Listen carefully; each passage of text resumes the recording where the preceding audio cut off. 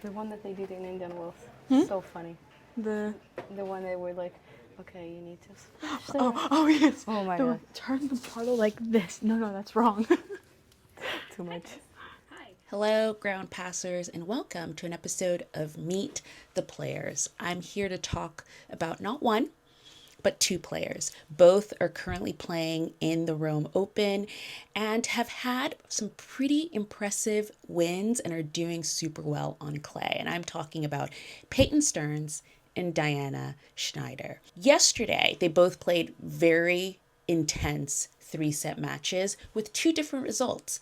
Let's start with Diana Shnaider. Diana Shnaider was playing against Jasmine Paolini and was on a roll. She's been on a roll all of the Rome tournament, and it almost started in Madrid. She's just been quietly putting down these crazy score lines. She got a double bagel both in Madrid and in Rome. And like her last match was also 3-3. So she's definitely been putting down some serious score lines.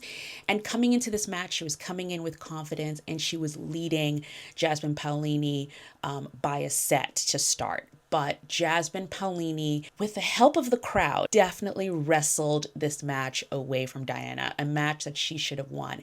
And it was a very tough match, I would say, for Diana Shnaider. I feel really bad because Jasmine Paolini's at home. It's her home tournament, and you do want to see her do well at her home tournament. But the crowd were pretty brutal when it came to Diana Shnaider. And how do you battle that when, you have such an intense crowd against you?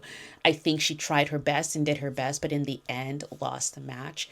And it's funny because the conversation I'm going to be playing later, Diana Shnaider talked about her experience when she was a college athlete and how that sort of atmosphere was something she was normally very comfortable with, because that's just how college tennis is. There are people yelling during your serves, and it's a very loud and boisterous crowd. So I think Diana Shnaider has been doing really well. She's someone who I've been following since last year.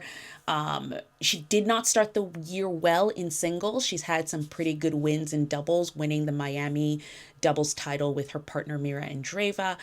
And it's nice to see her back in a role of playing really great matches and winning.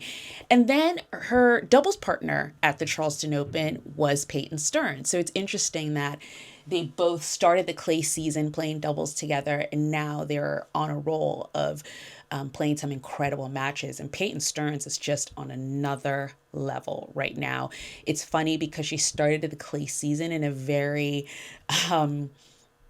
interesting way. She lost her coach, Tom Hill, who then immediately returned to his former player, Maria Sakkari. So it was a little bit of he left one player to go right into the other and kind of left Peyton, with her hands open. She put some very funny social media posts where she was like, whoops, I'm out of a coach, slide into my DMs if you're a coach looking for a player. Her new coaching relationship has been going great. It's just incredible to see how she has improved through the start of this clay season and how she's playing in Rome right now. It's been very gutsy. She played an incredible match against Naomi Osaka that was just touch and go. There was throwing up, there was cramping, there was a lot of stuff going on in that match, but she battled through all of the sickness and the cramping to win the match against Naomi Osaka. And you just thought, how is she going to show up the next day and even be fit enough to win her match? And Peyton, who I describe her as a little bulldog, like she just will not let go of the bone. When she has the bone, she's not letting go of the bone. And she came into her match with Alina Svitolina, who's another player who has just been quietly putting down some really great wins, getting to the later side of tournaments. And it was another 3-set battle that went down. I think I'm looking at the scores now. Yeah, it ended in a 3rd set tiebreaker. And it just went down to the wire, and Peyton Stearns didn't let go of the bone. And now she is a semi-finalist at the Rome Open at a 1,000 level event. She was going to be her run in Rome already got her to the position where she was going to be seeded at Roland Garros. So she had gotten to 32, and now she's in the top 30. She's 28 or something like that right now in the live ranking. So really, really great tournament for Peyton. And I just wanted to use that as a backdrop to share this video and interview that I did with Peyton Stearns and Diana Shnaider at the Charleston Open. So I hope you enjoy and you get to know these two players. Hello, my name is Diana Shnaider. I'm from Russia. 14 in the world. 14 in the world, you should drop it. Yes. Yes, 14 in the world. Moving on. Next question. Hi, I'm Peyton Stearns. I'm from Cincinnati, Ohio, and I'm not 14 in the world. Okay, so we're at the Charleston Open, and you are both playing doubles together at this tournament. First of all, have you participated in the Charleston Open before? I did once in 2023. Okay, and this is your first time? This is my first time, yeah. Okay, so, something that is really unique to Charleston is that 3 years in a row, it's won the best 500 level event in the world. And, I'm wondering why. You've been here before. Why do you think it's been ranked this high? Well, I feel like it's a nice atmosphere here. It's a lot of people, we had like full stands doing doubles, which I was very surprised. And I mean, it's great, coming on the court and then you see people who are actually coming, enjoying and supporting you. So it was great. My first time also, I wasn't 14 in the world back in that time, but even back there, like they were supporting me. I feel the support. And I just feel like, kind of like home, that people are here and they're rooting for me. And, food is great. I mean, they have presents for us every day, so it's great. Yes, Sign me up for the Charleston Open. So this is your first time here. Yeah. How has it been so far? I mean, it's been great. Over the weekend when I first came in, it was packed. They had Kids Day. I think they're really trying to rope people into the tennis world, and I think what they're doing is awesome. Outside from a player perspective too, growing up, watching tennis in Cincinnati, it's really nice to see, like, it's very family organized, very family friendly here, so I think that's awesome to see. That's great. So you're both playing doubles at this tournament. Have you played doubles together before? No. Okay. Only against each other. So, what is that process like? Now, Diana, I know you play a lot with Mira Andreeva. You literally just came from Miami. You won the title there. So this is a new partnership just for this tournament, I'm guessing. But how does that work? Who calls who? You're at the tournament. You're like, yo, you want to play doubles? How does that work? I mean, Peyton wrote me a message and I she's slid like, in the DMs. yes, just like, hey, if you wanted to play like Charleston. And I mean, I wasn't sure, so I let her know that if I will go like deep in Miami, I'm probably not gonna play. I mean, I go deep, but I still, for me, it's like my mentality is like, if I already said yes, I'm not gonna drop that person.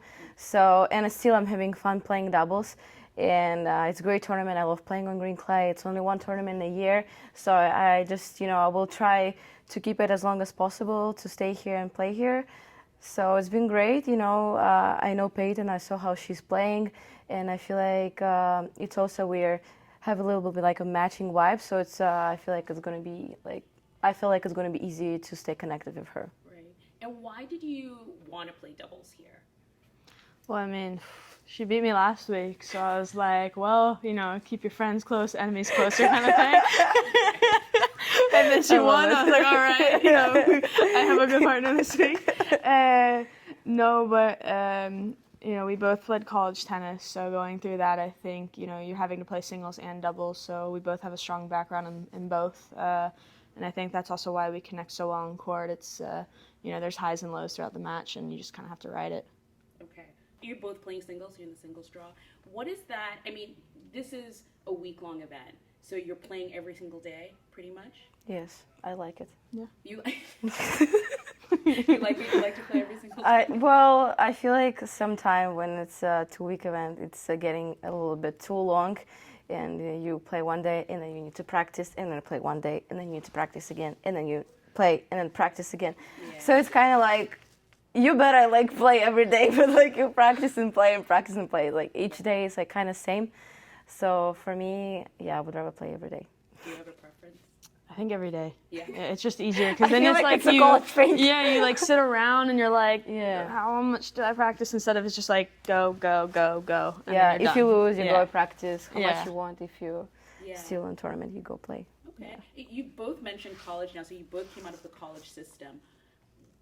What advantage do you think that gave you coming from college tennis? I feel like, well, for me, it's managing the pressure moments because there you're playing for the team, so it's for sure more pressure. And those little moments, I mean, you don't have no ad there, so it's deciding points in singles and doubles. So you know it's gonna be quick. You don't have like a lot of time to like get going, get warm. So you need to go and play your best from the beginning. And yeah, keeping your energy because there are girls who like pumped up. Yeah, I mean to build on that, it's pretty spot on. But also with the crowds, in college they're ruthless. Like people are always moving, screaming. So you know, I feel like when people are moving now with the movements of the crowds, like it doesn't really affect us because you're so used to people screaming during a serve at some point. Like it's good to kind of transition from that, I feel like. Do you think that kind of helps? Because, you know, I think the sport is trying to attract new and younger fans and things like that. Do you think doing things like that, like maybe allowing free movement, or do you have any other ideas of things they could do to maybe attract more people?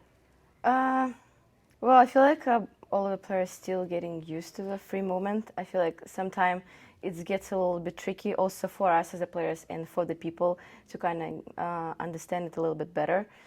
But I don't know, I feel like tennis is growing and I feel like more people are getting interested into that, which is great. We love. I feel like for me, tennis is one of the interest sport, but I know I'm playing, but I don't know. Even I feel like if I wouldn't be playing tennis, it's just the way every point is counts. So it's like every like really minute something happening, and you don't know who's gonna win until the end. Yeah. So I feel like it's great.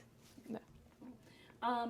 If someone didn't know who you were individually, how would you each describe your game? Like, how would you describe your game? I would say aggressive, high intensity, and a lot of forehands. I feel like, first time when I saw Peyton, I was like, yes, she loves her forehand too. Running around the forehand, that's her thing. And I feel like Peyton is very focused and her energy is very positive in the match. I like, even if you just seeing the translation, like without any sound, you can see that she's talking to herself, like, come on, let's go, we can do it. So I like it to her. Oh, cool. Awesome. Last question. I want to talk about your fits because I went to the court and I saw you guys play. First of all, Wilson, crushing it. And the thing I love is you guys both look great on court, but I love these off court. You don't get that. You don't get that. Are you guys into the sort of mix of sport and fashion? Because also with the pink and then the off-white thing, it looked great. With the green clay, it's like... Nice. That's good. That's good that you we didn't plan yes. the colors. I don't know. You know, I went in Miami. I went to Aventura Mall, and I was like, okay, maybe I should buy something for myself. But then I was like, okay, I have too many sports clothes, and I was like, okay, I need to buy something like, you know, just go with some casual or whatever. And I'm like, why? I'm gonna wear it once, and I'm gonna come back to the sports. Like, that's making no sense. And I went out just to eat some food, and I left. So you stick mostly to sort of like the athletic. Yeah, well, I feel like it's we get used to it already so much, and it's more comfortable for us. But of course, I feel like all of us wants to dress up someday for like I don't know, a player's party or whatever, an event. It's great to like show this other side. Yeah, it's also so hard to pack a lot of clothes. Oh yes, you have to be like. I didn't even talk about the travel. Oh my god. Yeah. Yes. The packing is. Yeah. No. I have 5 suitcases because of like my family here, and I got new kids. I'm like, what do I do with all this stuff? Awesome. Well, thank you so much. Thank you. Thank you.